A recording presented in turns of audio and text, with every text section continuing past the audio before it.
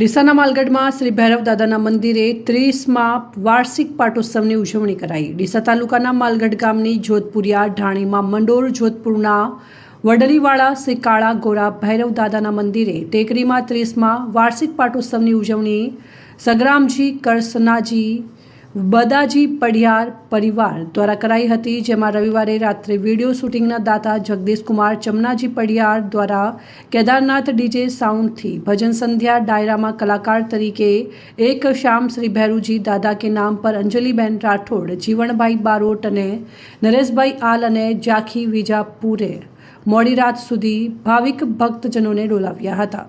જ્યારે સમગ્ર કાર્યક્રમનું સફળ સંચાલન ભાવેશભાઈ કે સાંખલા મુરલીધરે કર્યું હતું। જ્યારે સોમવારે સવારે ચતરાજી સગ્રામજી પડિયાર પરિવાર તરફથી નિવાસ સ્થાનેથી ડીજેના તાલે વિશાળ શોભાયાત્રા યોજાઈ હતી। જ્યારે સોમવારે સવારે વાસ્તે ગાસ્તે યજ્ઞના મુખ્ય યજમાન બાબુજી ચતરાજી પડિયાર પરિવારે લાવો લીધો હતો।